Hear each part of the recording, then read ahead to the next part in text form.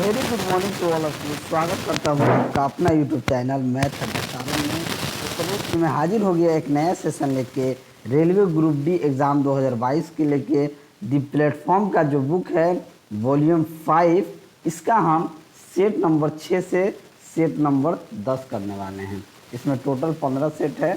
अभी मैं सेट 6 से 10 तक कर दे रहा हूँ, उसके बाद 11 से 15 तक कंप्लीट कर दूंगा। और साइंस का वीडियो उम्मीद करता हूँ कि शाम तक साइंस का जो वीडियो इसमें दिया है 12 सेट का एक ही वीडियो में साइंस का पूरा सेट आने वाला है। तो शाम का इंतज़ार कीजिएगा और चैनल को अगर सब्सक्राइब नहीं किए हैं तो सब्सक्राइब कर लीजिएगा और वीडियो को लाइक शेयर कर दीजिएगा। तो चलिए बिना टाइम से क्लास शुरू करते हैं। अगर टेलीग्राम चैनल से नहीं जुड़े हैं तो मैथ अड्डा चैनल के नाम से टेलीग्राम चैनल है, आप जुड़ जाइए। चलिए बिना टाइम से क्लास को शुरू करते हैं और आज का पहला क्वेश्चन देखते हैं। पहला क्वेश्चन है, डैश को वर्ष 1815 में भारत का पहला महासर्वेक्षक नियुक्त किया गया था। तो किसे 1815 में भारत का पहला महासर्वेक्षक नियुक्त किया गया था?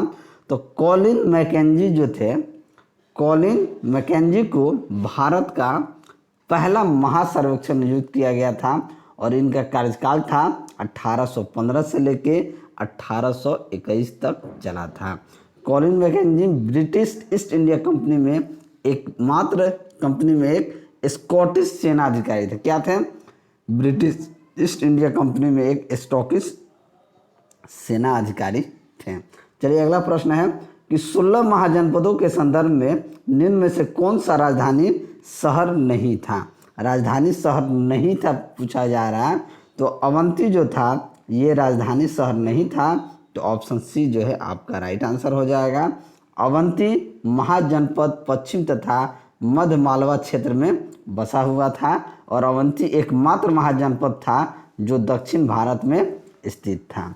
अगला प्रश्न, पनामा नहर निम्नलिखित में से किस क्षेत्र में स्थित है? तो पनामा नहर जो है ये मध्य अमेरिका में स्थित है। तो ऑप्शन सी जो है आपका राइट आंसर हो जाएगा। पनामा नहर की लंबाई लगभग 77 किलोमीटर है, ठीक है। और पनामा नहर में 1914 में आवागमन जो हुआ था ये 1914 में शुरू हुआ था। चलिए वीडियो अच्छा लगे तो लाइक कीजिएगा। अगला प्रश्न है कि किसी परिपथ में बहने वाली धारा को मापने के लिए एमीटर को कैसे जोड़ा जाता है? तो एमीटर को किसी भी परिपथ में श्रेणी क्रम में जोड़ा जाता है अगर उसे धारा मापना होता है। तो ऑप्शन बी जो है आपका सही उत्तर हो जाएगा। एक आदर्श मीटर का प्रतिरोध जो होता है ये आपका 0 होता है। जूल या कूलाम को किस रूप में जाना जाता है? तो जूल और कूलाम को वोल्ट के रूप में जाना जाता है। तो ऑप्शन ए जो है ये आपका सही उत्तर हो जाएगा। अगला प्रश्न है कि गोलीय दर्पण की ध्रुव P से मुख्य फोकस F दूरी को क्या कहा जाता है? तो गोलीय दर्पण के ध्रुव P से मुख्य फोकस S के बीच की दूरी को फोकस दूरी कहा जाता है। तो ऑप्शन सी आपका राइट आंसर हो जाएगा। अवतल दर्पण की फोकस दूरी ऋणात्मक होती है और उत्तल दर्पण की फोकस दूरी धनात्मक होती है। क्या होती है? अवतल दर्पण की फोकस दूरी ऋणात्मक होती है और उत्तल दर्पण की फोकस दूरी धनात्मक होती है। ध्वनि किस माध्यम में अधिकतम चाल से यात्रा करता है? तो ध्वनि जो होता है सबसे अधिकतम चाल से ठोस में होता है, ठोस माध्यम में अधिकतम चाल से यात्रा करता है। तो ऑप्शन ए जो है आपका राइट आंसर हो जाएगा। ध्वनि जो होता है ये अनुदैर्घ्य तरंग होता है। अगला प्रश्न है, थोड़ा सा नीचे करना होगा, कि जब हम केले के छिलके पर पैर रखते हैं तो हम गिर क्यों जाते हैं? जब हम केले के छिलके पर पैर रखते हैं तो केला का जो आप खा के फेंकिएगा तो चिकना होता है। चिकना होने से क्या होता है, उस पर घर्षण क्या हो जाता है, बहुत कम हो जाता है। इसलिए हम खड़े होने के लिए जैसे ही होते हैं तो हमारा क्या हो जाता है, पैर फिसल जाता है। तो केले का छिलका चिकना होता है और इस पर घर्षण बहुत कम होता है, इसलिए हम खड़े होने के लिए आवश्यक पकड़ नहीं मिल पाती है। तो ऑप्शन डी यहाँ पे आपका सही उत्तर हो जाएगा। अगला प्रश्न है कि इलेक्ट्रिक आयरन का हीटिंग एलिमेंट बनाने के लिए निम्नलिखित में से किस पदार्थ का उपयोग किया जाता है? तो इलेक्ट्रिक आयरन का हीटिंग एलिमेंट बनाने के लिए नाइक्रोम का प्रयोग किया जाता है। तो ऑप्शन ए जो है ये आपका सही उत्तर हो जाएगा। अगला प्रश्न आगे बढ़ते हैं और अगला प्रश्न देखते हैं अगला प्रश्न है कि ग्रेट विक्टोरिया मरुस्थल स्थल डैश में स्थित है। तो ग्रेट विक्टोरिया मरुस्थल स्थल है ये आपका ऑस्ट्रेलिया में स्थित है, तो ऑप्शन ए आपका सही उत्तर हो जाएगा। निम्नलिखित में से कौन से भारतीय राज्य बांग्लादेश की सीमा पर स्थित है? बांग्लादेश की सीमा पर पश्चिम बंगाल, असम, मेघालय, त्रिपुरा, मिजोरम राज्य बांग्लादेश की सीमा पर स्थित है, तो ऑप्शन ए जो है आपका राइट आंसर हो जाएगा। भारत का सबसे लंबा स्थलीय सीमा बांग्लादेश है। चलिए अगला प्रश्न देखते हैं। अगला प्रश्न है कि स्वतंत्रता के बाद भारत के संविधान सभा के अध्यक्ष कौन थे? तो ये डॉक्टर राजेंद्र प्रसाद थे। ठोसों का ताप बढ़ाने पर कणों की गतिज ऊर्जा क्या हो जाती है? ठोसों का ताप बढ़ाने पर कणों की गतिज ऊर्जा क्या हो जाती है?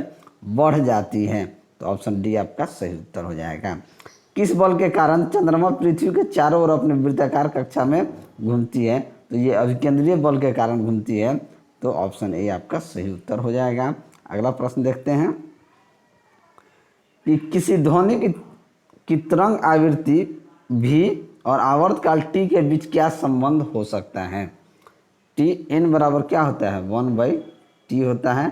तो अगर भी होता है आवृत्ति तो भी बराबर क्या हो जाएगा? 1/टी हो जाएगा, तो ऑप्शन ए जो है आपका सही उत्तर हो जाएगा। ठीक है, एक दोलन में लगने वाले समय को क्या कहा जाता है? आवर्तकाल कहा जाता है। और 1 सेकेंड में दोलनों की कुल संख्या को क्या कहा जाता है?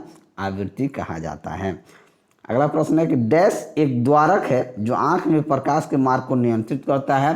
तो पुतली जो होता है ना, ये एक द्वारक होता है। जो पुतली देखिएगा, जैसे आपके आंख पर कुछ ऐसे किया जाएगा तो सबसे पहले आपके आंख की पुतली जो है ये बंद हो जाती है।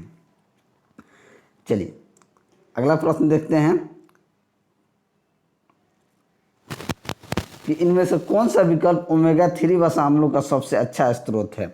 वसा, तो ये सार्डिन जो होता है ये ओमेगा 3 वसा का सबसे अच्छा स्रोत होता है। अगला प्रश्न है कि डायबिटीज मेलिटस को नियंत्रित करने के लिए आइलेट्स ऑफ लैंगरहैंस द्वारा किस हार्मोन का उत्पादन किया गया था?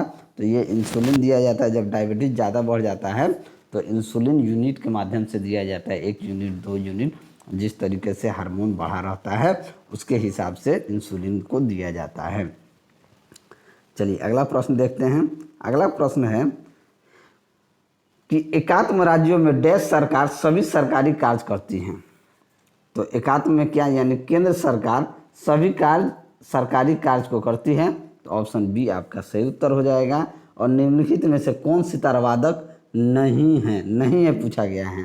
तो पंडित रविशंकर जी हैं, उस्ताद बिस्मिल्लाह विलायत खान जी हैं, अनुष्कार शंकर हैं।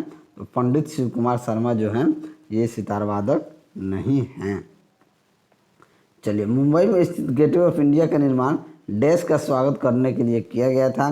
तो ये किंग जॉर्ज पंचम का स्वागत करने के लिए गेटवे ऑफ इंडिया का जो है निर्माण किया गया था। गेटवे ऑफ इंडिया का निर्माण 1911 में किया गया था। जो लोग भी मुंबई जाते हैं गेटवे ऑफ इंडिया ज़रूर जाते हैं। गेटवे ऑफ इंडिया जस्ट कह सकते हैं ताज होटल के बगल में है, ओबरॉय होटल है, तो ये सब आस ही पास में है। चलिए अगला प्रश्न है कि पोषक तत्वों के साथ जल निकायों के संवर्धन की प्रक्रिया को क्या कहा जाता है? तो इसके प्रक्रिया को जल सुपोषण कहा जाता है, तो ऑप्शन बी आपका सही उत्तर हो जाएगा। और नैदानिक थर्मामीटर का परास सीमा क्या होता है?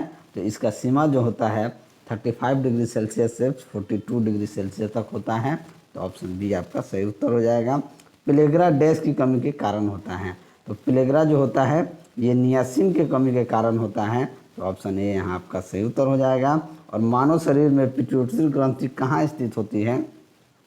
ये मस्तिष्क के तल पर पिट्यूटरी ग्रंथि स्थित होती है, तो ऑप्शन डी जो है आपका राइट आंसर हो जाएगा। इसका आकार मटर के दाने के समान होता है और इसका वजन की बात की जाए तो 0.6 ग्राम और लंबाई 1.3 सेंटीमीटर होता है। यह खोपड़ी को एस्फोनिड नामक कोष्ठक में अवस्थित होता है। अगला प्रश्न है कि मानव मस्तिष्क का वजन कितना होता है? तो मानव मस्तिष्क का वजन जो होता है शरीर के कुल वजन का लगभग 2% होता है। अब मस्तिष्क का औसत वजन की बात की जाए ग्राम में तो 1400 ग्राम यानी कि 1.4 kg कह सकते हैं या 1400 ग्राम होता है। चलिए आगे बढ़ते हैं। कि मानव के किस अंग में परिहद यानी कोरोनरी धमनी विद्यमान होती है? ये हृदय में होता है, तो ऑप्शन बी आपका सही उत्तर हो जाएगा। थोड़ा सा शरद गर्म से आवाज़ में प्रॉब्लम आ गया है, ठीक है, आप लोग समझ सकते हैं। अगला प्रश्न है कि किस देश ने FIH जूनियर महिला हॉकी विश्व कप 2021 का खिताब जीता है? तो ये किसने जीता है? तो नीदरलैंड ने। तो ऑप्शन ए आपका सही उत्तर हो जाएगा।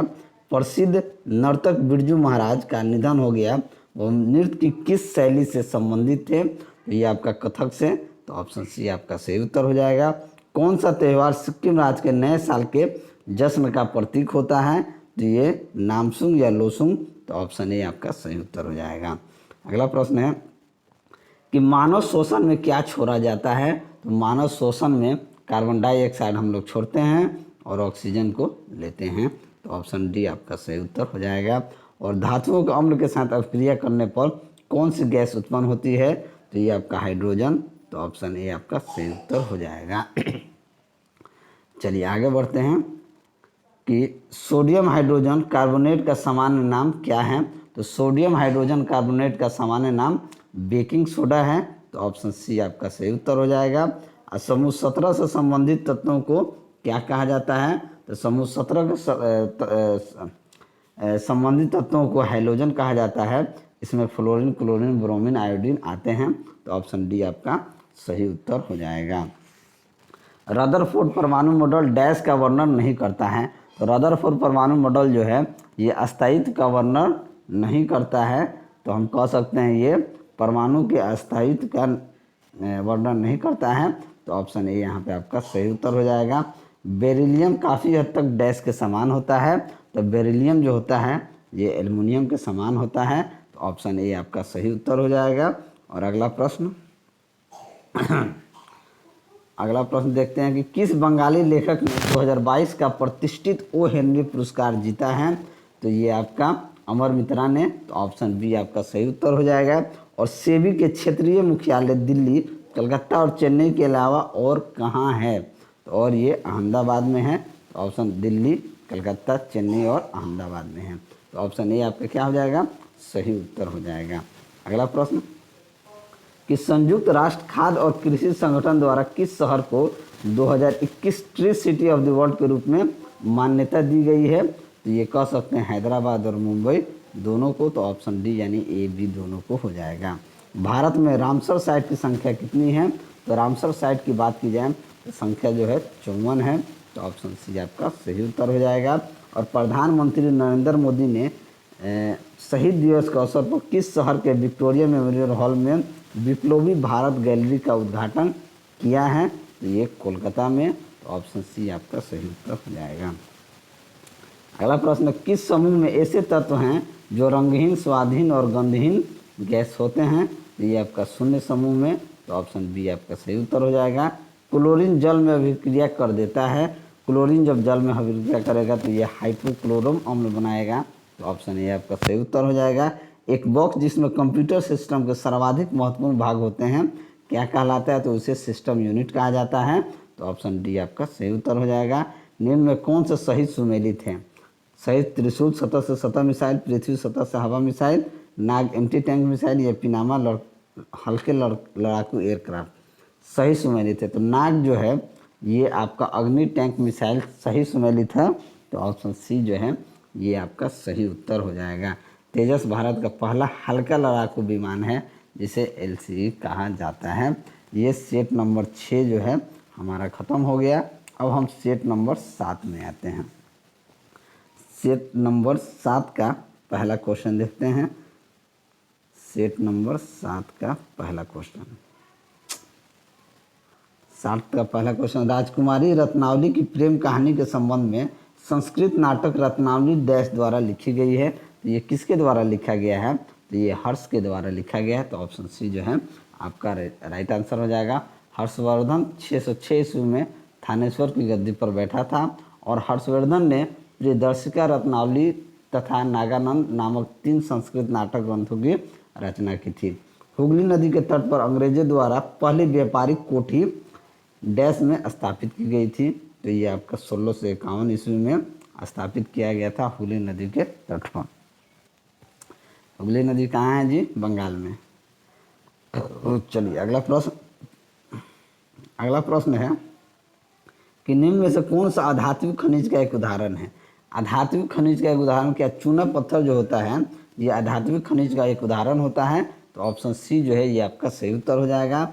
और विद्युत संचरण के लिए बनने वाले तार के लिए विशेष रूप से उपयोग किए जाने वाले दो पदार्थ कौन से हैं? दो पदार्थ कौन से हैं? तो तांबा और एल्युमिनियम। तो ऑप्शन ए आपका सही उत्तर हो जाएगा।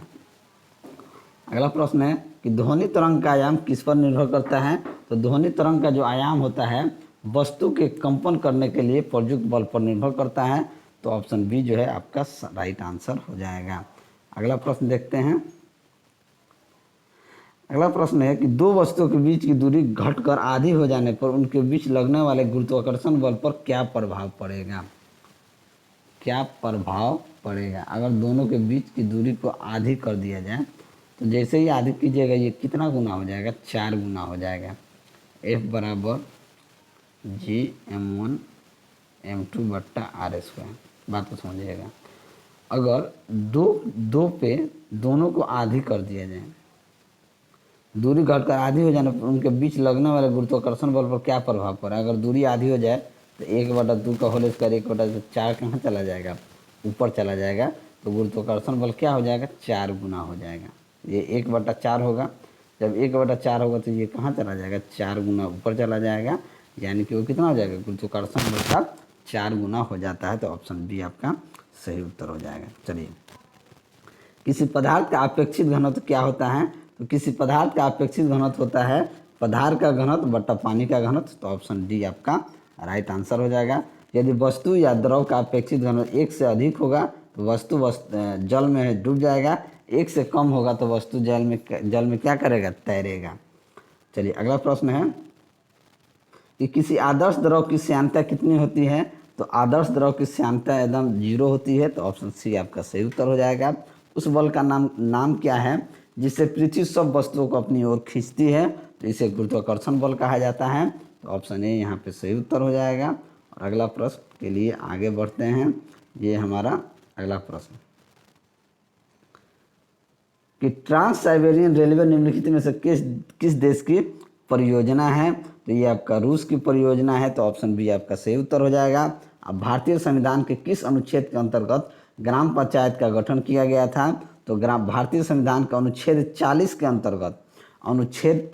अंतर्गत ग्राम पंचायत का गठन किया गया था। तो ऑप्शन डी यहाँ पे सही उत्तर हो जाएगा। केंद्र राज्य संबंधों पर भारत सरकार द्वारा वर्ष डैश में सरकारीय आयोग का गठन किया गया था। तो ये 1983 में। तो ऑप्शन बी आपका सही उत्तर हो जाएगा। और फ्लेमिंग के वाम हस्त नियम यानी लेफ्ट हैंड रूल में कौन सी उंगली विद्युत धारा को प्रदर्शित करती है? तो ये जो उंगली मध्यम उंगली जो होती है ये आपका विद्युत धारा को प्रदर्शित करती है। तो ऑप्शन बी आपका सही उत्तर हो जाएगा।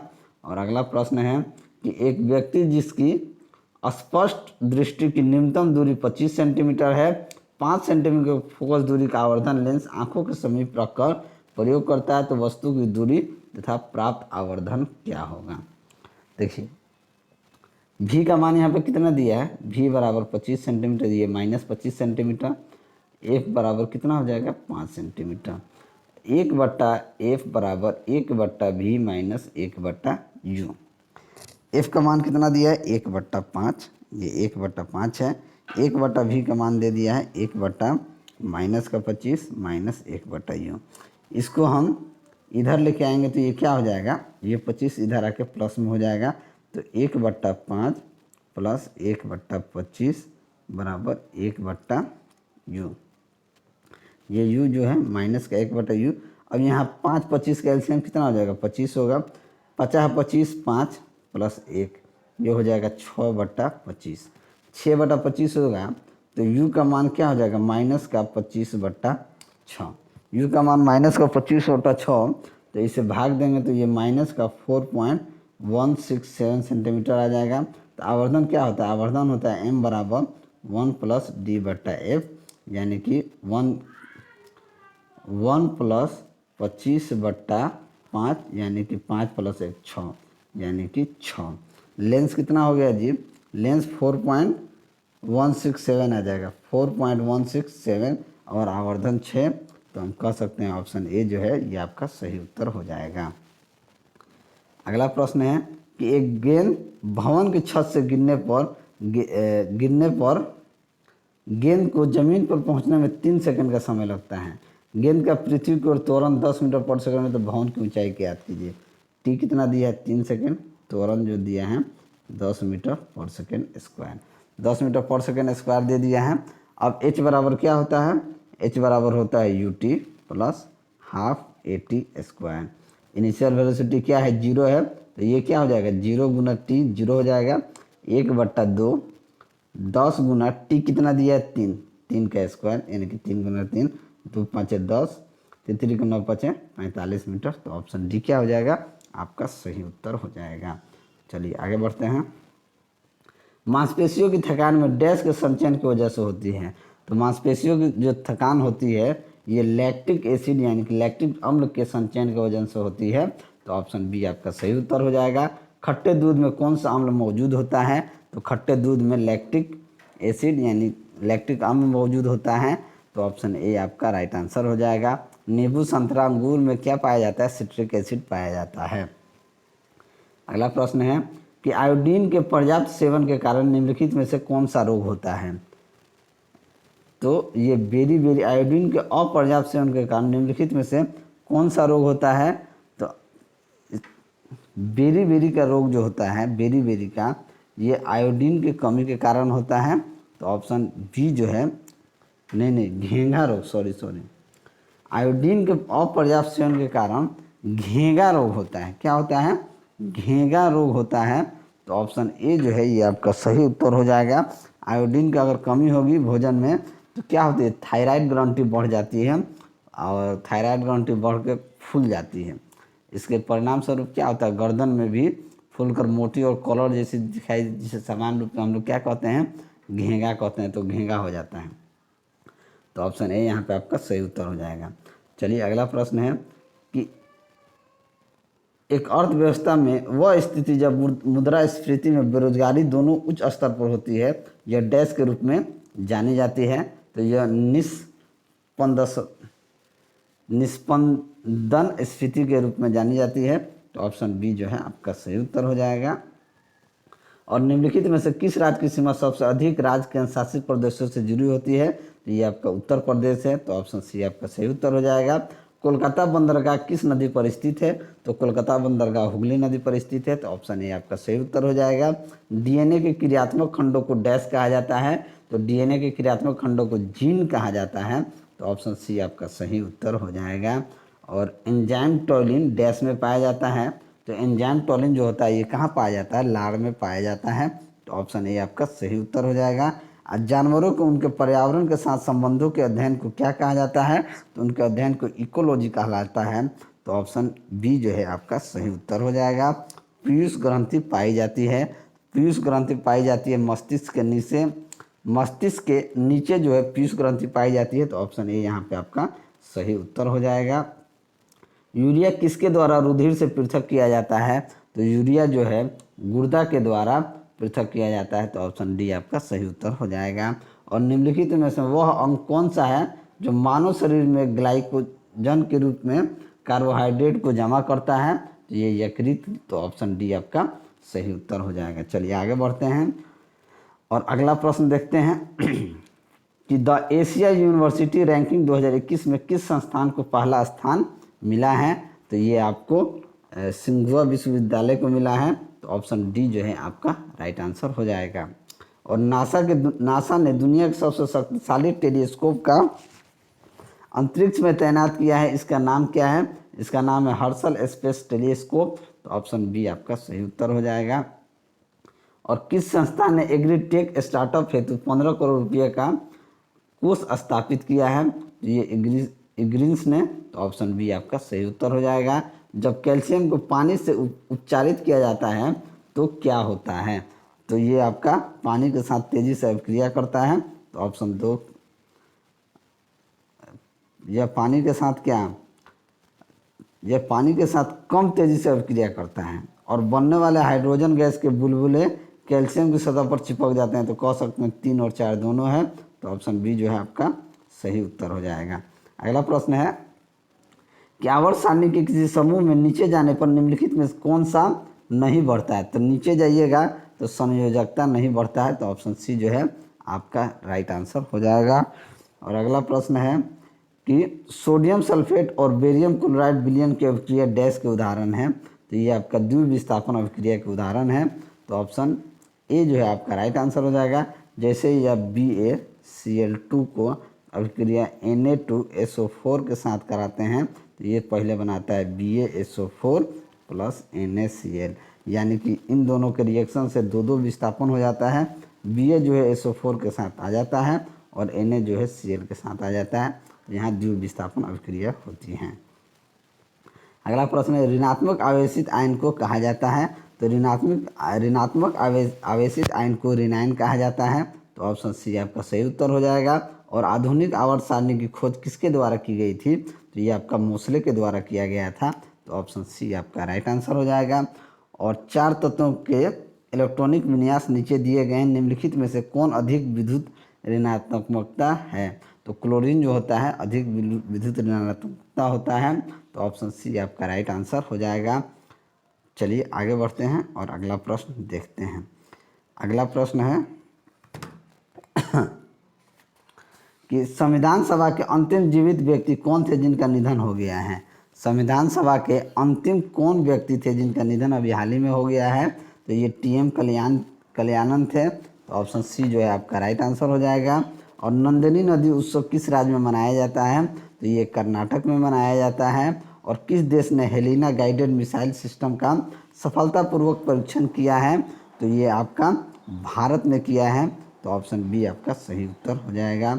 और भारत सरकार द्वारा भविष्य में परमाणु ऊर्जा संयंत्र लगाने के लिए कितने नए स्थलों के लिए सैद्धांतिक मंजूरी दी गई है। तो ये आपका 5, तो ऑप्शन डी आपका राइट आंसर हो जाएगा। और भारत का सबसे बड़ा रामसर साइट कौन सा है। तो ये आपका सुंदरवन है, तो ऑप्शन ए आपका राइट आंसर हो जाएगा। N2 के बंधन निर्माण में संपूर्ण इलेक्ट्रॉनों की संख्या कितनी होती है। तो इलेक्ट्रॉनों की संख्या 6 होती है, तो ऑप्शन सी जो है आपका सही उत्तर हो जाएगा। अगला प्रश्न देखते हैं कि जिस क्रिया में धनात्मक अवयव के अनुपात में वृद्धि होती है वह क्या कहलाता है। तो वह अवकरण, तो ऑप्शन बी जो है आपका राइट आंसर हो जाएगा। और बैंकों में चेक व ड्राफ्ट में इसका उपयोग किया जा रहा है। तो ये आपका माइकर में, तो ऑप्शन बी आपका राइट आंसर हो जाएगा। तेजस क्या है। तो तेजस भारत में निर्मित प्रथम लड़ाकू विमान है, तो ऑप्शन ए जो है आपका राइट आंसर हो जाएगा। ये सेट 7 खत्म हो गया। अब हम देखने वाले हैं सेट नंबर 8। तो चलिए सेट नंबर 8 देखते हैं। सेट नंबर 8 का पहला क्वेश्चन है निम्नलिखित में से किन 2 तरीकों से प्रतिरोधों को जोड़ा जा सकता है। तो प्रतिरोध को श्रेणी और समानांतर 2 ही क्रम में जोड़ा जा सकता है, तो ऑप्शन सी जो है आपका सही उत्तर हो जाएगा। अगला प्रश्न है कि कोई वस्तु जब द्रव में तैरती है तो क्या होता है। जब वस्तु का घनत्व द्रव से कम होता है, तो ऑप्शन डी जो है आपका राइट आंसर हो जाएगा। उत्प्लावकता का सिद्धांत आर्किमिडीज ने दिया था। वस्तु कब तैरेगी, जब वस्तु का घनत्व द्रव से कम होगा। तो प्रतिरोध का ऐसा ही मात्रक क्या होता है। तो प्रतिरोध का ऐसा ही मात्रक ओम होता है, तो ऑप्शन बी आपका राइट आंसर हो जाएगा। जब वस्तु द्रव से होकर गुजरती है तो द्रव द्वारा उन पर कौन सा बल लगाया जाता है। तो घर्षण बल लगाया जाता है, तो ऑप्शन ए आपका सही उत्तर हो जाएगा। यदि बस अचानक रुकती है तो बस में सवार यात्री किस तरफ गिरेंगे। जैसे ही ब्रेक पे लगाइएगा तो क्या होगा, आइए इसको पूरा दिखाते हैं। तो व्यक्ति जो होगा, जैसे ब्रेक लगता है तो आप देखे होंगे आप आगे की ओर जाते हैं, तो आगे की ओर, क्योंकि शरीर का निचला हिस्सा जो होता है बस के सापेक्ष विरामावस्था में होता है, जबकि ऊपरी भाग गति अवस्था में होता है। इसके ही कारण, तो ऑप्शन डी आपका राइट आंसर हो जाएगा। अगला प्रश्न है कि एक डूबे हुए पिंड पर पानी द्वारा लगाए जाने वाले उत्प्लावन बल का दूसरा नाम क्या होता है। तो उसे उत्क्षेप कहा जाता है, तो ऑप्शन डी आपका सही उत्तर हो जाएगा। और भारतीय महाकाव्य महाभारत के 18 पर्वों में से छठा पर्व कौन सा है जिसमें व्यापक रूप से भगवत गीता का वर्णन है। तो ये भीष्म पर्व है, तो ऑप्शन ए आपका राइट आंसर हो जाएगा। अगला प्रश्न देखते हैं कि भारतीय राष्ट्रीय कांग्रेस द्वारा पूर्ण स्वराज अर्थात ब्रिटिश राज से पूर्ण स्वतंत्रता की घोषणा कब की गई थी? तो ये 26 जनवरी 1930 को की गई थी। तो ऑप्शन डी जो है आपका राइट आंसर हो जाएगा। और भारतीय राष्ट्रीय कांग्रेस का वर्ष 1929 का अधिवेशन जो है पंजाब प्रांत के लाहौर में हुआ था। अगला प्रश्न है कि भारतीय संविधान के अनुसार यदि संसद के किसी भी सदन का कोई सदस्य सदन की अनुमति के बिना डैश दिन की अवधि तक सभी बैठकों में अनुपस्थित रहता है तो सदन उसकी सीट को रिक्त घोषित कर सकता है। यानी कि अगर 60 दिन से तक अगर वो आदमी संसद में हाजिरी नहीं देता है तो उसके सीट को रिक्त घोषित कर दिया जाएगा। ठीक है, चलिए आगे बढ़ते हैं और अगला प्रश्न देखते हैं। अगला प्रश्न है कि अवस्रव तरंगों की आवृत्ति की प्रास जो होती है ये कितनी होती है? तो ये 20 हर्ट्ज से कम होता है। तो ऑप्शन बी जो है ये आपका राइट आंसर हो जाएगा। और एक उत्तल लेंस की फोकल दूरी 2.5 मीटर है तो उसकी क्षमता क्या हो जाएगी? क्षमता 1/, फोकल दूरी 1/f यानी कि 1/2.5 यानी कि कह सकते हैं 10/25 यानी कि 2/5 यानी कि 0.4 डायोप्टर। 0.4 डायोप्टर यानी कि ऑप्शन ए जो है आपका राइट आंसर हो जाएगा। एक प्रक्षेप द्वारा चलाए गए पथ को क्या कहा जाता है? तो उसे क्या कहा जाता है? ट्रेजेक्टरी कहा जाता है। तो ऑप्शन ए जो है ये आपका सही उत्तर हो जाएगा। अगला प्रश्न है पौधों में कौन सा उत्तक पानी का संवहन करता है? तो जाइलम जो होता है ये पानी का संवहन करता है। तो ऑप्शन सी आपका राइट आंसर हो जाएगा। और डैश थायराइड की कार्य प्रणाली को नियंत्रित करने वाला खनिज है तो कौन है? तो ये आपका आयोडीन जो होता है थायराइड की कार्य प्रणाली को नियंत्रित करने वाला खनिज है। तो ऑप्शन सी यहाँ पे आपका सही उत्तर हो जाएगा। निम्नलिखित में से किस बीमारी को आमतौर पर पिंक आई यानी गुलाबी आंख के रूप में जाना जाता है? तो नेत्र शोथ को गुलाबी आंख के रूप में जाना जाता है। तो ऑप्शन डी आपका सही उत्तर हो जाएगा। और निम्नलिखित में से कौन से अंतर महाद्वीपीय देश है? तो तुर्की और जॉर्जिया जो होता है ये अंतर महाद्वीपीय देश है। तो ऑप्शन सी आपका सही उत्तर हो जाएगा। राज्यसभा सदस्यों का चुनाव डैश की अवधि के लिए किया जाता है? तो राज्यसभा सदस्यों का जो चुनाव होता है ये 6 वर्ष की अवधि के लिए किया जाता है। तो ऑप्शन बी आपका सही उत्तर हो जाएगा। अगला प्रश्न है भारत और चीन के बीच स्थित काराकोरम दर्रा नामक पहाड़ी दर्रा इनमें से किसके निकट स्थित है? तो ये आपका कारगिल के निकट स्थित है। तो ऑप्शन ए जो है ये आपका राइट आंसर हो जाएगा। चलिए अगला क्वेश्चन देखते हैं। अगला प्रश्न है कि इनमें से कौन सा पोषक तत्व शरीर मानव आहार के लिए मुख्य ऊर्जा स्रोत है? तो ये कार्बोहाइड्रेट जो होता है ये मानव शरीर के लिए पोषक मानव आहार के लिए मुख्य ऊर्जा स्रोत है। तो ऑप्शन डी आपका सही उत्तर हो जाएगा। यदि किसी व्यक्ति के शरीर में डैश की कमी हो तो एनीमिक हो जाता है। तो ये क्या होता है? लाल रक्त कणिका की कमी होता है तो उसे एनीमिक हो जाता है। तो ऑप्शन ए जो है आपका राइट आंसर हो जाएगा। चलिए अगला प्रश्न है कि निम्नलिखित में से कौन सा सिट्रस फल नहीं है? सिट्रस फल कौन सा नहीं है? तो नाशपाती जो है ये सिट्रस फल नहीं होता है। तो ऑप्शन बी आपका सही उत्तर हो जाएगा। और अगला प्रश्न है कि रकाब स्टेपिज हड्डी मानव शरीर में कहाँ पाई जाती है? तो स्टेपिज हड्डी जो होती है ये आपके कान में पाया जाता है और ये सबसे छोटी हड्डी होती है। तो ऑप्शन सी आपका सही उत्तर हो जाएगा। निम्नलिखित कथनों में से कौन सा एक सही है? सही है पूछा जा रहा है।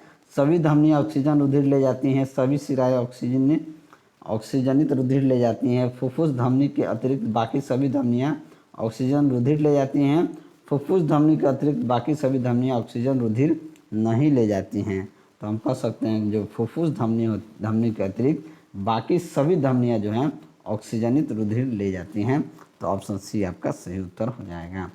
अगला प्रश्न है कि पेशियों के संकुचन और शीतलन के संबंध में निम्नलिखित कथनों में से कौन सा एक सही है? तो इसमें रक्त का Ca+ आयन शामिल होता है। तो ऑप्शन बी जो है आपका राइट आंसर हो जाएगा। इनमें से किसने भारत के वित्त मंत्री का पद नहीं संभाला है? तो वी.के. कृष्णा मेनन जो हैं ये वित्त मंत्री का पद नहीं संभाले हैं। तो ऑप्शन डी आपका राइट आंसर हो जाएगा। वी.के. कृष्ण मेनन ने 1962 के चीन युद्ध के कारण पद से त्याग दे दिया था। चलिए अगला प्रश्न है कि विश्व पर्यावरण दिवस कब मनाया जाता है? तो विश्व पर्यावरण दिवस हर साल 5 जून को मनाया जाता है। तो ऑप्शन सी आपका सही उत्तर हो जाएगा। निम्नलिखित में से कौन सी पर्वत श्रृंखला वलित पर्वतों का उदाहरण है? तो वलित पर्वतों का उदाहरण जो है ये आपका हिमालय है। तो ऑप्शन बी आपका सही उत्तर हो जाएगा। चलिए अगला प्रश्न देखते हैं। अगला प्रश्न आपके सामने ये रहा कि किसी रासायनिक समीकरण को संतुलित कहा जाता है यदि, संतुलित कब कहा जाता है? यदि दोनों पक्षों के परमाणुओं की संख्या क्या हो जाती है? समान हो जाती हैं। तो ऑप्शन ए आपका सही उत्तर हो जाएगा। और कौन सा अभिकर्मक स्थानीय या सामान्य संवेदना हानि उत्पन्न करता है? तो ये निश्चेतक जो है वही करता है। तो ऑप्शन ए यहाँ पे सही उत्तर हो जाएगा। कांसा डैश का मिश्र धातु होता है तो कांसा जो है तांबा और टीन का मिश्र धातु होता है। तो ऑप्शन बी आपका सही उत्तर हो जाएगा। प्लास्टर ऑफ पेरिस के कड़े होने के दौरान क्या होता है? तो प्लास्टर ऑफ पेरिस के कड़े होने के दौरान जो होता है द्रव्यमान का विस्तार होता है और ऊष्मा मुक्त होती है। तो ऑप्शन बी आपका सही उत्तर हो जाएगा। यदि अभिकारक,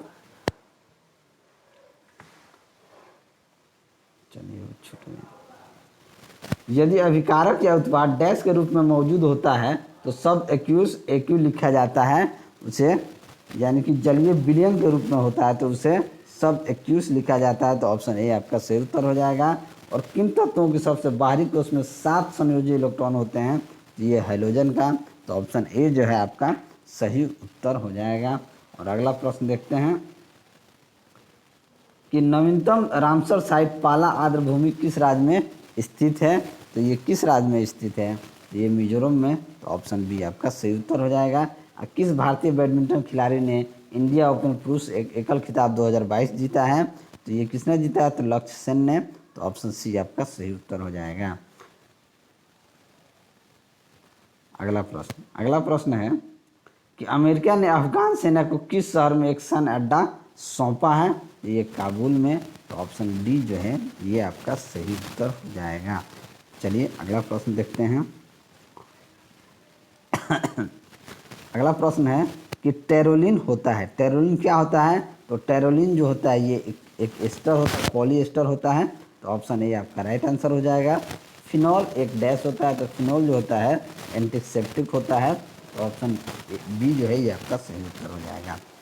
एजेंट ऑरेंज क्या होता है? तो एजेंट ऑरेंज की बात की जाए तो यूएस सेना द्वारा प्रयुक्त शाकनाशी रसायन होता है। तो ऑप्शन सी यहाँ पे सही उत्तर हो जाएगा। और सी बेसिक कोबोल जावा उदाहरण है, ये किसके उदाहरण हैं? तो ये आपका हाई लेवल लैंग्वेज के उदाहरण है। तो ऑप्शन डी आपका सही उत्तर हो जाएगा। ये COBOL का उदाहरण होता है कॉमन बिजनेस ओरिएंटेड लैंग्वेज होता है, ठीक है। और बेसिक की बात की जाए, ये इस बेसिक की यानी कि beginners all purpose symbolic instruction code होता है। पुरुष हॉकी एशिया कप 2022 का खिताब किसने जीता है? ये दक्षिण कोरिया ने। तो ऑप्शन डी आपका सही उत्तर हो जाएगा। और दिल्ली खेल विश्वविद्यालय की प्रथम कुलपति कौन बनी हैं? तो ये कर्णम मल्लेश्वरी। तो ऑप्शन बी आपका सही उत्तर हो जाएगा। और वर्ष 2021 के 31वें सरस्वती सम्मान के लिए किसे चुना गया है? तो ये आपका प्रोफेसर रामदरस मिश्र को। तो ऑप्शन सी आपका सही उत्तर हो जाएगा। और विश्व वन्य जीव दिवस कब मनाया जाता है? तो ये 3 मार्च को मनाया जाता है। तो ऑप्शन बी आपका सही उत्तर हो जाएगा। कौन सा देश जंगली जानवरों को कानूनी अधिकार देने वाला दुनिया का पहला देश बन गया है? तो ये इक्वेडोर। तो ऑप्शन बी आपका सही उत्तर हो जाएगा। चलिए आगे बढ़ते हैं और अगला प्रश्न देखते हैं। अगला प्रश्न है या नहीं भी? अगला प्रश्न नहीं है। अब हम लोग चलते हैं सेट नंबर 9 में। सेट नंबर 8 कंप्लीट हो गया। सेट नंबर 9 का पहला क्वेश्चन देखते हैं कि किसी लेंस के दोनों वक्रता केंद्रों और लेंस के प्रकाशीय केंद्र से होकर गुजरने वाली एक काल्पनिक सीधी रेखा को क्या कहा जाता है? तो उसे मुख्य अक्ष कहा जाता है। तो ऑप्शन बी आपका राइट आंसर हो जाएगा। निम्नलिखित में से कौन सा सूत्र विभवांतर और प्रतिरोध के बीच को संबंध करता है? तो भी बराबर क्या होता है? भी बराबर होता है IR। क्या होता है? यहाँ से R बराबर क्या हो जाएगा? R बराबर हो जाएगा V/I। तो ऑप्शन सी जो है ये आपका सही उत्तर हो जाएगा। चलिए आगे बढ़ते हैं। अगला प्रश्न कि चूंकि ध्वनि तरंग एक विक्षोभ है जो माध्यम में मौजूद आसपास के कणों को गतिमान करके संचरित होता है, उन्हें किस तरंग श्रेणी में वर्गीकृत किया जाता है? तो उन्हें यांत्रिक तरंग में वर्गीकृत किया जाता है। तो ऑप्शन ए आपका राइट आंसर हो जाएगा।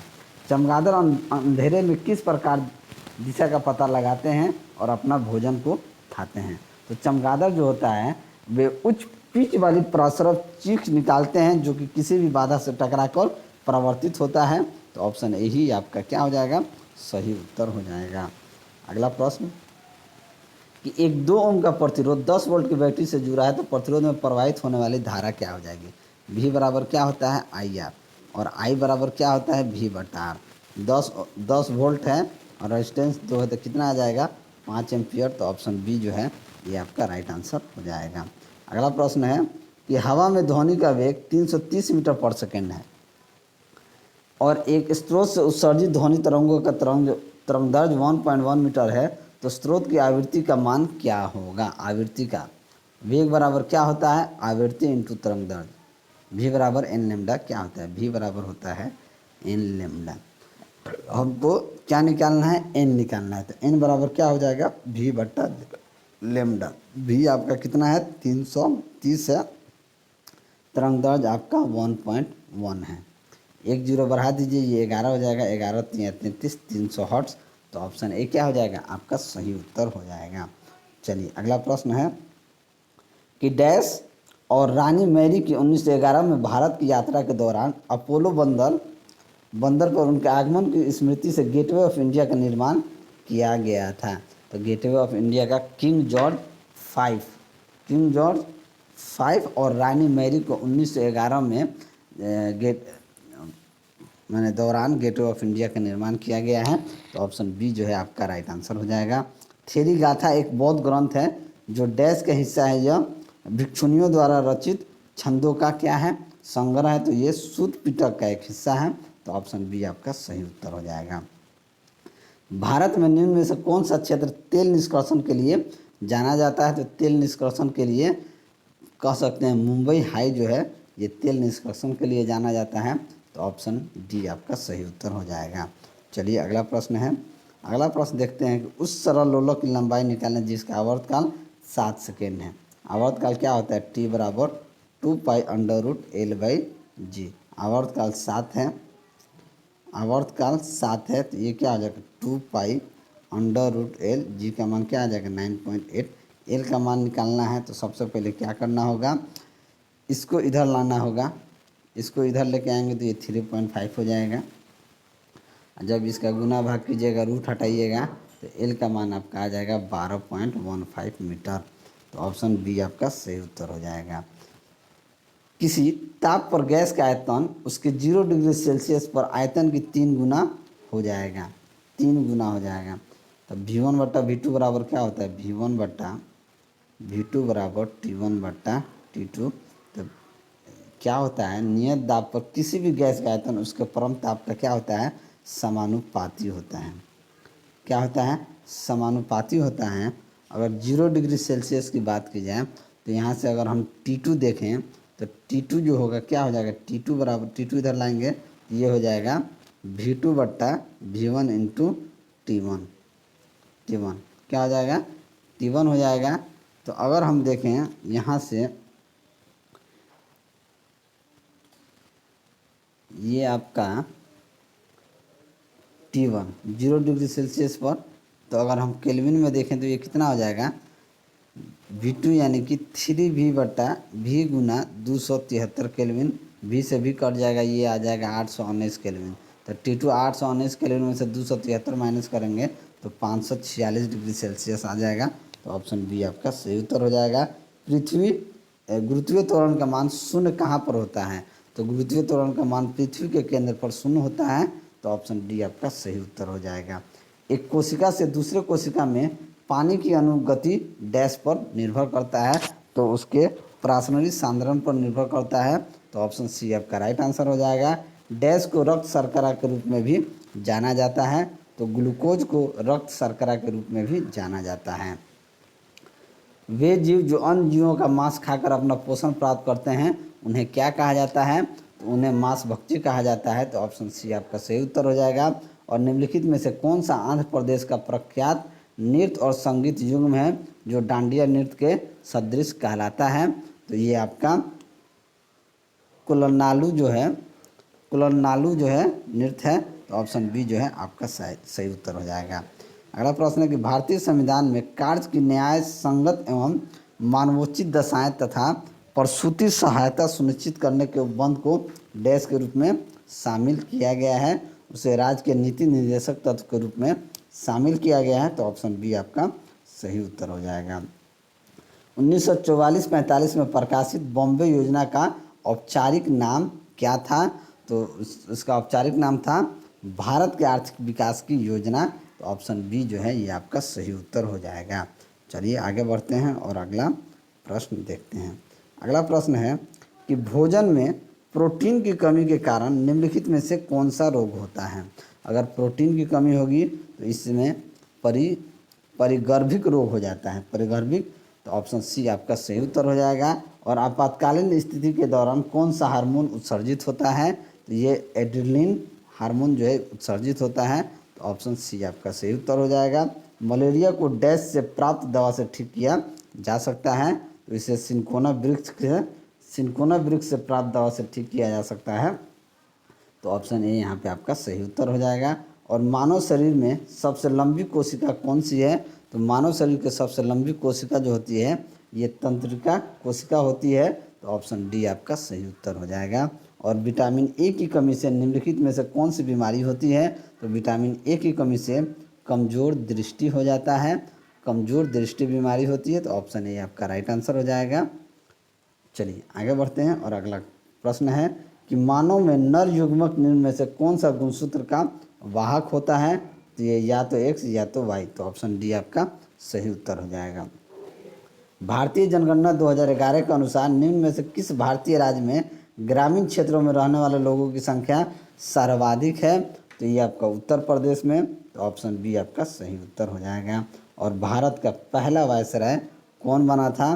तो लॉर्ड कैनिंग जो था भारत का पहला वायसराय था, तो ऑप्शन ए जो है आपका राइट आंसर हो जाएगा। मुद्रा राक्षस नाटक किसने लिखा था? तो ये आपका विशाख दत्त ने लिखा था, तो ऑप्शन बी आपका सही उत्तर हो जाएगा। चलिए अगला क्वेश्चन देखते हैं। अगला क्वेश्चन आपके सामने आ जाए। अगला क्वेश्चन आपके सामने ये रहा कि पानी में अम्ल का विलयन बनाने का सही तरीका क्या है? तो सही तरीका है पानी में अम्ल मिला दीजिए, पानी में अम्ल का विलयन बन जाएगा, तो ऑप्शन बी जो है आपका सही उत्तर हो जाएगा। बोर के कक्षाओं को स्थिर क्यों कहा जाता है?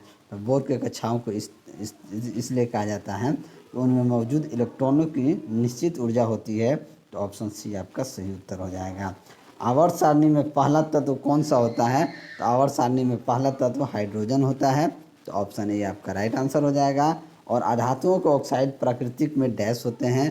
तो अधातुओं के ऑक्साइड प्राकृतिक में अम्लीय होते हैं, तो ऑप्शन ए आपका सही उत्तर हो जाएगा। अगला प्रश्न है वह विजातीय मिश्रण जिसमें विलेय के कण घुलते नहीं बल्कि पूरे माध्यम में निलंबित बने रहते हैं डैश कहलाते हैं?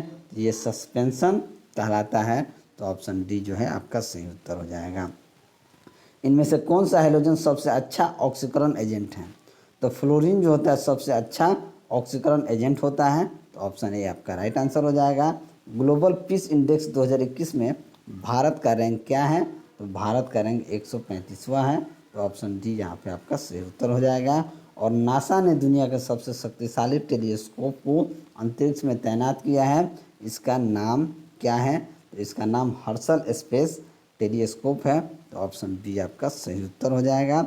और मिल्खा सिंह ने किस वर्ष एशियाई खेलों में स्वर्ण पदक प्राप्त किए थे? तो ये आपका 1958 में, तो ऑप्शन ए जो है आपका सही उत्तर हो जाएगा। चलिए आगे बढ़ते हैं और अगला प्रश्न देखते हैं। अगला प्रश्न आपके सामने ये रहा कि मीथेन में मौजूद बंध का जो प्रकार होता है वो क्या होता है? तो ससंयोजक बंध होता है। मीथेन में क्या होता है? ससंयोजक बंध होता है मीथेन का। क्या लिखते हैं? CH4। इसमें अगर देखा जाए तो C एक रहता है H इधर H इधर H इधर, यानी कि क्या होता है? ससंयोजक बंध होता है। एटम बम के सिद्धांत का आधार क्या होता है? एटम बम का सिद्धांत का आधार जो होता है ये नाभिकीय विखंडन होता है। तो ऑप्शन डी आपका सही उत्तर हो जाएगा। सबसे बड़े और सबसे छोटे कण में निम्नलिखित में से कौन सा है? कौन सा सबसे छोटा? तो सबसे बड़े से सबसे छोटा, पहले टीबी, फिर जीबी, फिर एमबी, फिर केबी। टीबी, जीबी, एमबी, केबी। टीबी, जीबी, एमबी, केबी, यानी टेराबाइट, गीगाबाइट, मेगाबाइट, किलोबाइट। तो ऑप्शन डी जो है आपका सही उत्तर हो जाएगा। चलिए अगला प्रश्न है, एक्वापेनिक खेती क्या है? एक्वापेनिक खेती जो होता है जो एक प्रकार का कार्बनिक खेती होता है जिसके तहत जलीय जीव पालन का बागवानी एक साथ की जाती है। तो ऑप्शन डी जो है ये क्या हो जाएगा? आपका सही उत्तर हो जाएगा। आगे बढ़ते हैं कि किस यूरोपीय देश को अंतर्राष्ट्रीय मुद्रा कोष का 190वां देश चुना गया है? तो ये आपका अंडोरा को। तो ऑप्शन डी जो है आपका राइट आंसर हो जाएगा। और मध्य प्रदेश के किस आर्द्र भूमि को रामसर साइट घोषित किया गया है? तो ये आपका साक्ष्य सागर को। तो ऑप्शन बी आपका राइट आंसर हो जाएगा।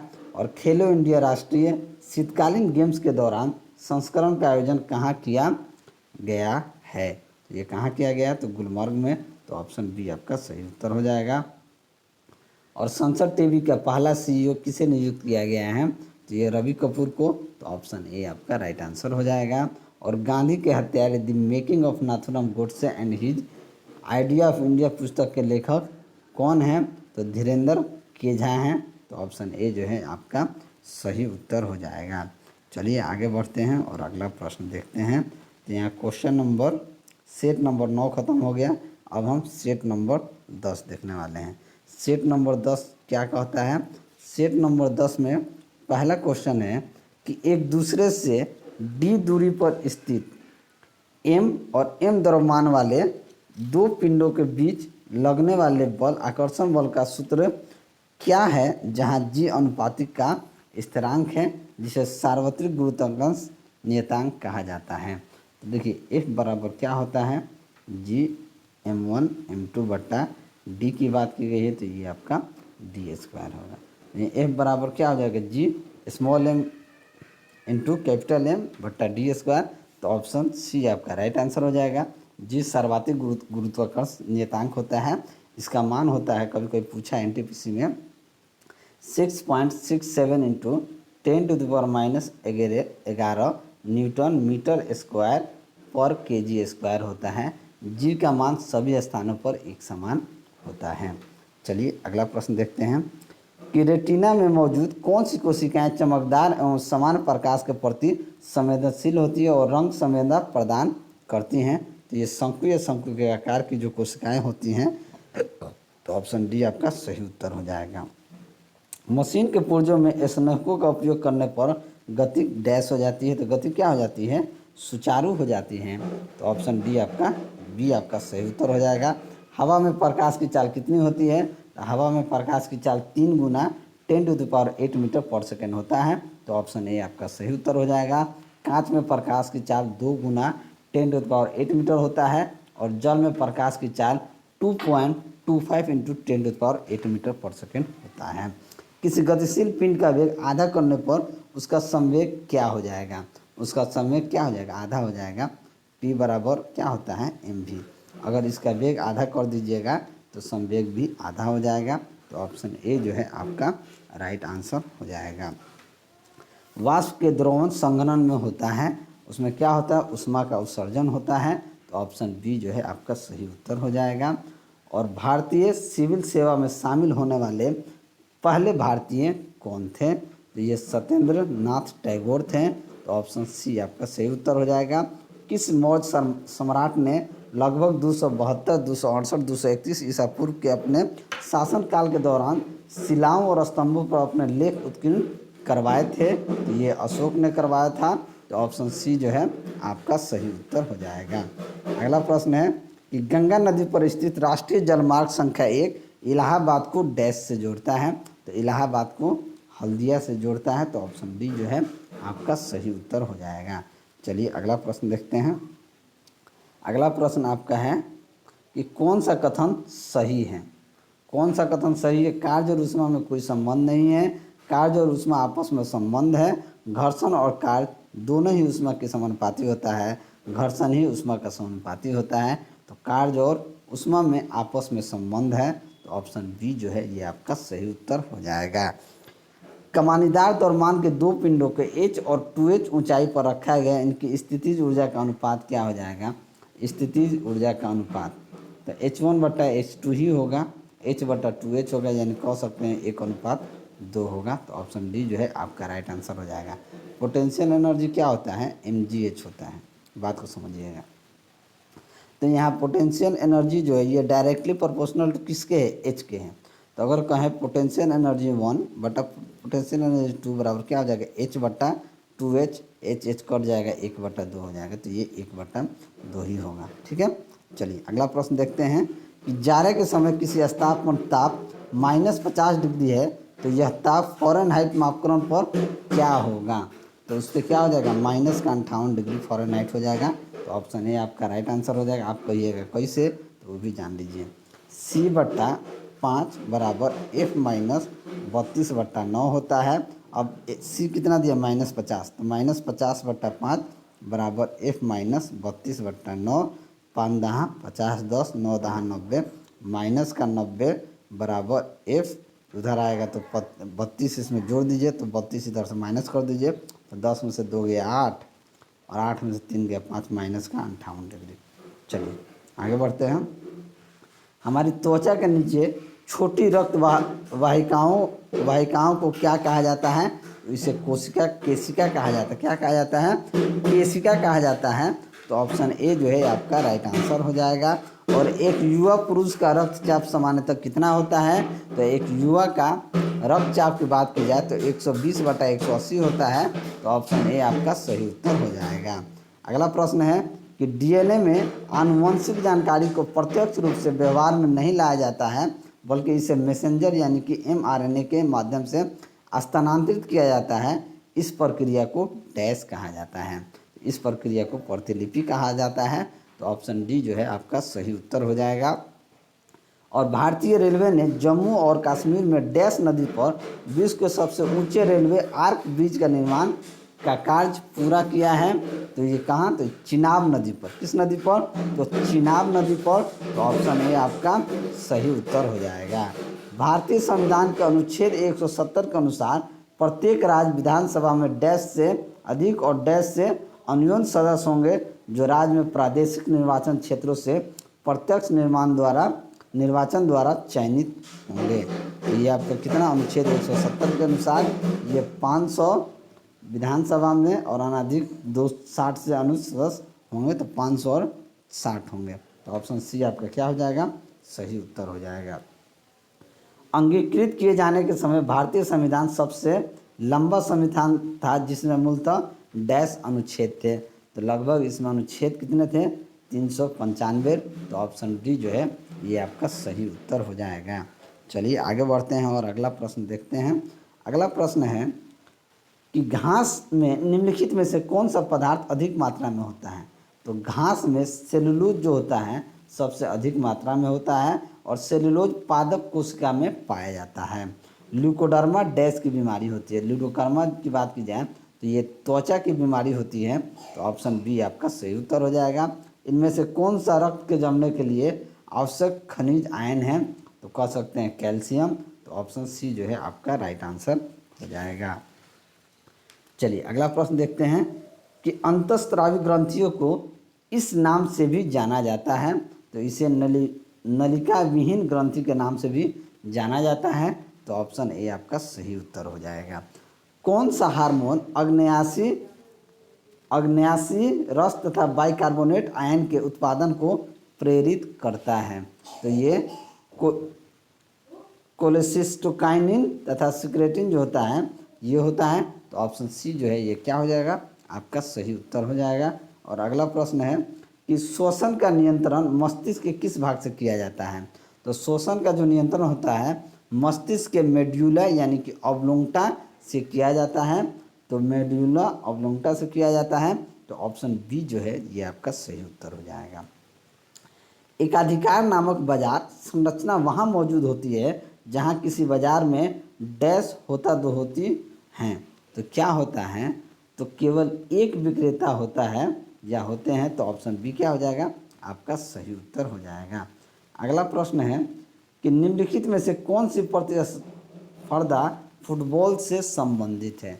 तो फुटबॉल से संतोष ट्रॉफी जो है ये आपका फुटबॉल से संबंधित है, तो ऑप्शन बी जो है ये क्या हो जाएगा, आपका सही उत्तर होता है।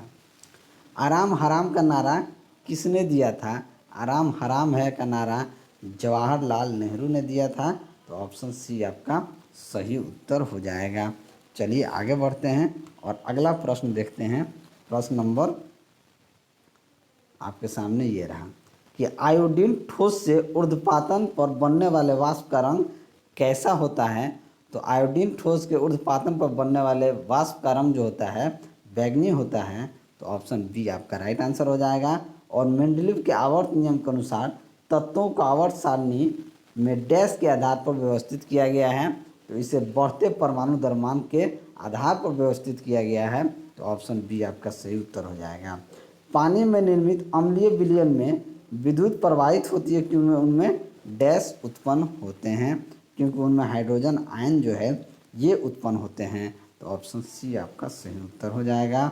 और जैसे जैसे हम आवर्त सारणी के किसी समूह में नीचे जाते हैं इलेक्ट्रॉन बंधुता क्या होता है वो घटते जाता है, तो ऑप्शन ए आपका सही उत्तर हो जाएगा। निम्नलिखित में से किस गैस के सल्फर डाइऑक्साइड और कार्बन मोनोऑक्साइड के साथ मिलने की वजह से अम्ल वर्षा होता है। तो अम्ल वर्षा जो होता है ये नाइट्रोजन ऑक्साइड के वजह से होता है, तो ऑप्शन डी जो है ये आपका सही उत्तर हो जाएगा। और इलेक्ट्रॉन की साझेदारी द्वारा निर्मित यौगिक कहलाता है। तो इलेक्ट्रॉन के साझेदारी द्वारा निर्मित यौगिक को सहसंयोजन यौगिक कहलाता है, तो ऑप्शन ए आपका सही उत्तर हो जाएगा। और ऑक्सफोर्ड ने 2020 का Hindi word of the year घोषित किया है, तो वो कौन सा है, तो आत्मनिर्भरता जो है ये Hindi word of the year घोषित किया गया है, तो ऑप्शन बी आपका सही उत्तर हो जाएगा। अगला प्रश्न है कि वर्ल्ड एथलेटिक्स ने किसे women of the year award 2021 से सम्मानित किया गया है। तो ये आपका अंजू बेबी जॉर्ज को किया गया है, तो ऑप्शन सी यहाँ पे आपका सही उत्तर हो जाएगा। और भारतीय बैडमिंटन संघ का निर्विरोध अध्यक्ष किसे चुना गया है, तो इसे हेमंत बिस्वा शर्मा को चुना गया है, तो ऑप्शन सी आपका सही उत्तर हो जाएगा। चलिए अगला प्रश्न देखते हैं कि मोती के मुख्य अवयव क्या होते हैं। तो मोती के मुख्य अवयव जो हैं ये कैल्शियम कार्बोनेट और मैग्नीशियम कार्बोनेट होते हैं, तो ऑप्शन ए जो है आपका राइट आंसर हो जाएगा। और ऑक्सीजन अमोनिया से प्रतिक्रिया कर क्या देता है, तो ऑक्सीजन अमोनिया से प्रतिक्रिया कर नाइट्रोजन देता है, तो ऑप्शन सी आपका सही उत्तर हो जाएगा।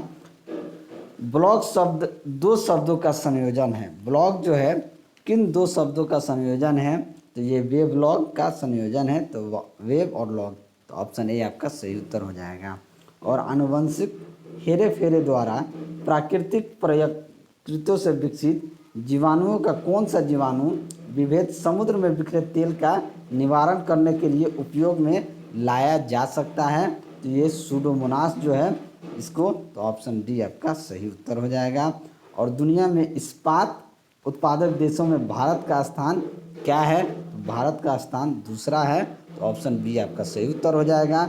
और कौन मानवाधिकार परिषद की सलाहकार समिति के पहले भारतीय अध्यक्ष बने थे, तो ये अजय मल्होत्रा, तो ऑप्शन सी जो है आपका सही उत्तर हो जाएगा। अगला प्रश्न है कि केंद्रीय सतर्कता आयुक्त के पद पर किन्हें नियुक्त किया गया है, तो सुरेश एन पटेल को, तो ऑप्शन ए आपका राइट आंसर हो जाएगा। और किस हवाई अड्डे ने नेट एनर्जी न्यूट्रल स्टेटस प्राप्त किया है, तो ये आपका बेंगलुरु ने, तो ऑप्शन सी आपका राइट आंसर हो जाएगा। और अफ्रीकी संघ के किस देश की सदस्यता समाप्त निलंबित कर दी गई है, तो ये माली का, तो ऑप्शन बी जो है ये आपका सही उत्तर हो जाएगा। ये 5 सेट जो है आज पूरा कर दिया।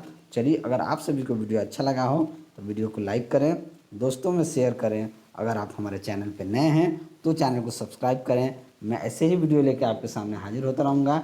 चलिए मिलते हैं अगले वीडियो में, तब तक के लिए जय हिंद।